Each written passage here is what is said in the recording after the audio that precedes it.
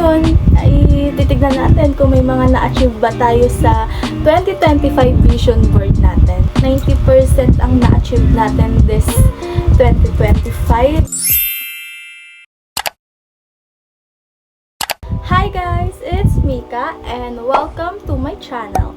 So, for today's video ay magbabalik tanaw lang tayo sa mga nangyari sa atin this 2025 and titignan natin kung may mga na-achieve ba tayo sa 2025 vision board natin. Before we start, yung vision board ko, first time ko lang siya ginawa and ano siya, digital siya, hindi siya yung ako mismo yung magdidikit-dikit. So, ilalagay ko na lang siya dito.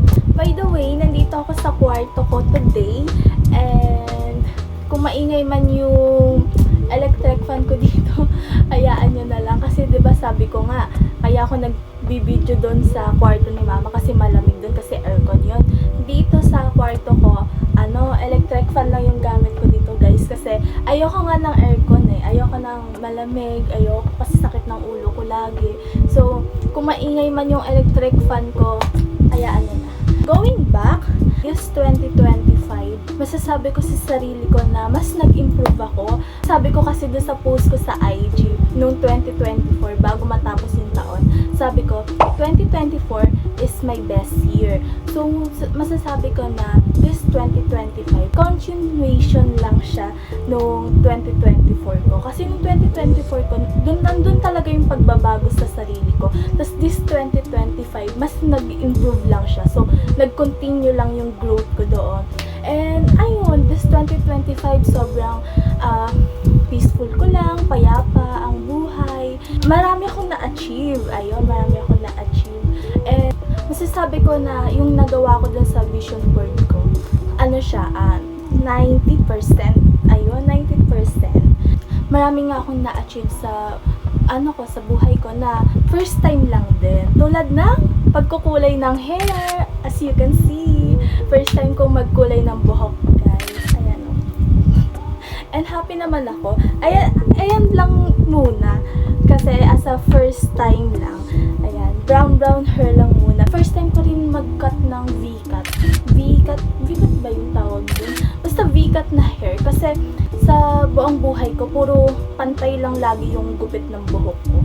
Puro, as in, pantay lang, ganon. And isa sa nakaka-proud din sa sarili ko. Kasi sabi ko nga, diba, lagi akong nag-iipon, ganon, simula nung, yung sa barya challenge, yung nag-ipon ako ng mga barya, simula nun, nagtuloy-tuloy lang yung courage ko para mag-ipon. And this 2025, nakaipon ako na 5 digits lang, syempre lang money. Tapos ako lang din yung nun, as a student, nakaka-proud din naman. Tapos, ayun nga, nakabili ako ng phone, guys. Ayan yung ginagamit kong phone. And ito yung luma kong phone na 5 years na siya sa akin, guys. 5 years na tong phone ko na to. Tapos yung ayang bago, ayun na yung pang film ko. Happy din ako kasi, syempre, sa sariling money ko yung ginamit ko dyan sa phone na yan. So, ayun, nakaka-proud din naman siya sa sarili ko. Kasi student pa lang ako, tapos nakakapag-ipon ako ng gano'n, tapos nakabili ako ng sarili ko phone. Ayun yung first time na expense na sobrang mahal sa sarili ko. Tapos, ano pa ba? I guess ayun lang. So, let's start na. Daming kwento. Kasi, namiss ko mag-vlog, guys. Kasi nga, hindi na nga ako nakakapag-vlog. Kasi nga, full storage na. Lahat talaga. Hindi na ako makapag-film, hindi na ako makapag-picture, makapag-video. Kaya yun, nag-ipon talaga ako ng malala. Para makapag-vlog na ako na wala lang akong iniisip na, hello, full storage na ako, ganyan. So, let's start na. Since digital siya, dito ko siya titignan sa isa kong phone, tapos dito na lang ako sa gilid. So, here's my vision board. Actually, guys, sobrang mali yung format ng vision board ko. Kasi, yung vision board daw, para daw siyang manifesting sa sarili, sa gusto mong makamit this year. Nilagay ko yung sarili ko dyan. Ako lang naglagay ng mukha ko sa sarili. Ano yun? Minamanifest ko yung sarili ko. So, ayun yung maling format ko dyan. So, hayaan nyo na yung mukha ko dyan, guys. Mali siya, mali. Anyways, saan ba tayo mag-start? From top to bottom tayo. So, una dito, makikita nyo dito sa right, sa upper right ay travel. So, last year, nakapag-travel ako ng mas marami, and syempre around Cavite pa lang din naman, pero kasi nung 2025 mas marami akong na-travel, mas inikot ko yung buong Cavite, and kasi kabisado ko na yung map kasi nung last year nagkabisado kami ng map, diba? It's perfect guys. Nakalagay kasi dito airplane kasi wala lang, nilook forward ko na mag-tour kami ng international, pero alam ko namang imposible mangyari yun. By the way, may travel vlog pala ako na nag-indang kami, and sobrang saya nun, pero nandito pa rin siya sa gallery ko, hindi ko siya ma-edit kasi nga full storage ako, and sobrang laking gigabytes niya. So, March 2025 ko siya finlim, siguro maa-upload ko siya this March na lang din, para 1 year ago. Kasi meron pa akong another travel vlog na Manila. Nag-Manila kami, and may 3 destination kaming pinuntahan. Pero around Intramuros lang naman siya. And hindi ko pa siya ma-edit kasi nga, again, full storage, and kailangan ko pa siyang i-transfer dyan sa bago kong phone. Anyways, binili ko lang yung phone na yan last year, December 2025. So, ayun, nakakapag-edit na ako ng payapa, peaceful, kasi guys, etong lumang phone ko, 128GB lang siya. Tapos yung new phone ko, 256 ba yun? So, sobrang dami tayong ma-film na video dyan. Yan, unlimited vlog to the max. Tapos, kung makikita nyo dito, sa susunod niya, ang sabi dito, I will have clear skin. Pero, as you can see, hindi pa rin naman talaga, at makeup lang yan. Pero, masasabi ko sa skin ko na better na siya than before. Hindi na kasi ako facial kasi nga sobrang sakit. And nung first facial ko, 2024 siya. Tapos, nung nandun kami sa facial, kasama ko si mama. Tapos yung first time ko magpa-facial, sobrang sakit. Umiyak ako nun, sobrang iyak na malalang iyak. Tapos sabi ni mama, okay lang yan. Taste ganda. Sobrang sakit na talaga. Tapos ako lang yung umiiyak doon kasi mga tao doon sanay, syempre siguro sanay na sir. Ako lang yung umiyak doon. Nakakahiya. Ako lang umiyak doon kasi hindi ko talaga kinaya yung sakit niya. Tapos nagpa-facial lang ata ako mga 3 beses lang. Tapos hindi na siya naulit. Tapos meron pa ako dyan yun. Naka-card kasi yun. Kasi yung promo yung in-avail namin. Meron pa ako dyan na natitirang facial. Wala na! Nandyan na siya.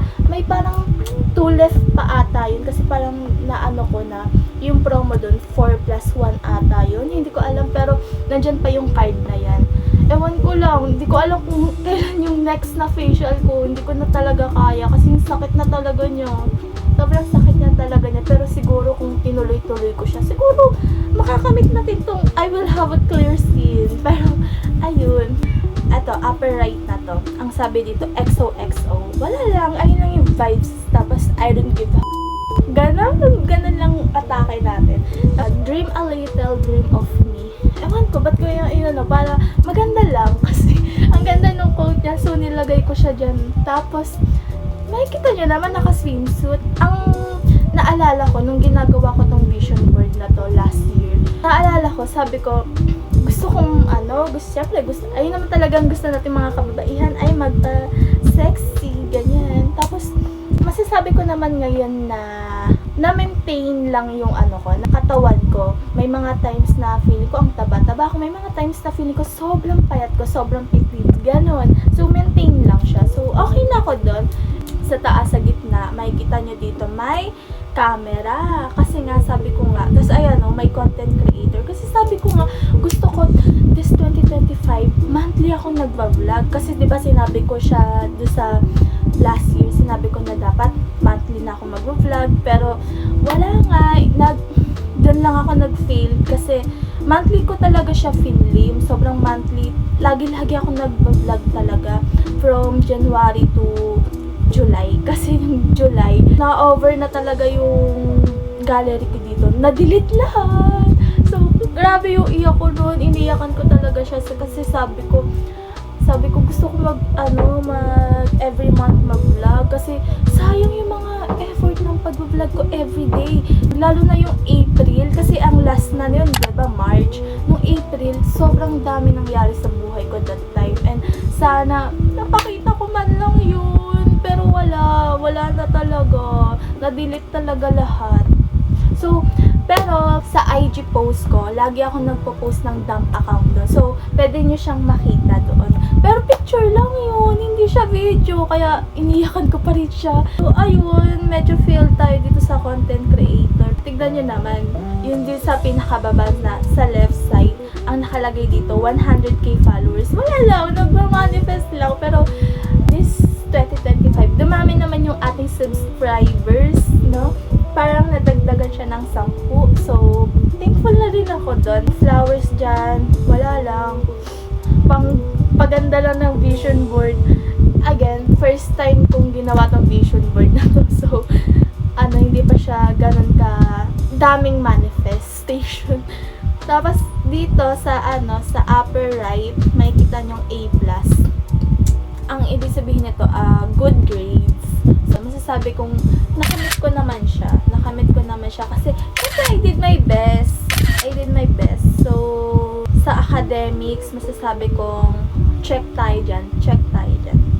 Chanel, kasi last year, nung nag-e-edit ako sa Canva ko lang to in-edit, guys. Yung Chanel, sabi ko, gusto kong bumili ng mamahaling ganyan. Gusto kong, mga puro luxury yung iniisip ko. Kaya, tas Chanel yung favorite brand ko because of Jenny. Tapos, ayun, Chanel, naalala ko din pala, this 2025, first time kong bumili sa Roblox ng character. Tapos, yung vibes ko doon, Chanel! Ayan, Chanel. Outfit ko dyan, based kay Jenny. Like, Jenny. Tapos, makikita niyo dito sa gitna, ang nakalagay dito, pretty soul, pretty mind, pretty heart, pretty face, pretty aura. Ayan. Kasi ayun lang yung gusto kong vibes ko this 2025. Tapos sa baba nito, makikita nyo na I see it, I like it, I want it, I got it. Tugtog ni Ariana Grande na 7 rings. And kasi siya, pang manifestation kasi yung vibes ng 7 rings na yun. So, dahil Ariana Grande fan tayo, ayun yung manifestation sound ko sa kanya. I see it, I like it, I want it, I got it, yeah. Ayun, feminine energy. Mas last year, mas naging feminine ako, mas nilabas ko yung pagiging maarte ko, yung sa mga gamit, ganyan. And first time kong magpa-lashes. Ayan, mag-lashes. First time kong mag-lashes. And sobrang nakakaganda siya sa makeup ko, guys. Yung yung lashes. So, ayun, masasabi ko na this 2025 vision board ko ay masasabi kong 90% ang na-achieve natin this 2025. And I'm looking forward for this 2026 kasi marami na akong nalagay sa vision board ko, guys. As in, sobrang dami. And ipapa-board ko na talaga siya para masasabi ko siyang vision board. Kasi ito, guys, siya, digital vision board. So, naalala ko rin pala, nung nilalagay ko siya last year, yung mga pictures ko na to, etong picture na to, 2024 pa siya. And ayan pa rin yung profile picture ko this 2026 sa Instagram ko. Kasi yung vibes ko dito, nasa kasi kami niyan, kasama ko si Papa at saka yung ate ko. Nasa kami niyan, luxury restaurant. Tapos sabi ko, ang ganda ng vibes ko dito, or feeling ko ang yaman-yaman ko. Kaya nilagay ko siya dito sa vision board ko. Kaya parang ang mindset ko nung nilalagay ko siya dito na this 2025 dapat maging luxury ako, ganito ganyan. Pero ending, tinipid ko yung sarili ko. Sobra kong tinipid yung sarili ko, as in. Sa mga transportation, nung pagpapasok ako, ano talaga kung inaano ko mag-tricycle, pag jeep talaga, hindi ako nagbabus, unlike no 2024 na sobrang grabe kong gumamit ng bus, kasi kahit papunta sa school lang yun medyo malapit lang naman siya. So, pinilit ko talaga mag-jeep kahit ang daming kong kaagaw sa mga hindi talaga ako nagbabus.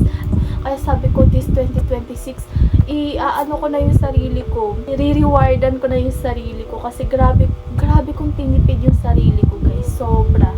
So, this 2026, I'm looking forward. And, so, hindi ko alam kung ano yung next na video ko. Kasi, January na. And, magbe-birthday na yung pusa ko, si Muning. And, 5 years na siya this year.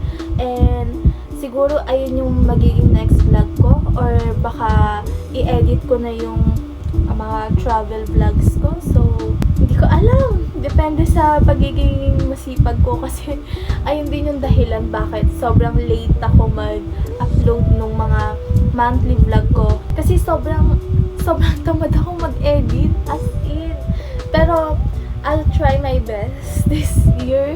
So, I hope makagawa ko ng maraming vlog this year. So, ayun.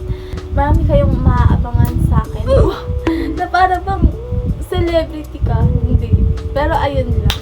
So, thank you so much for watching. Bye!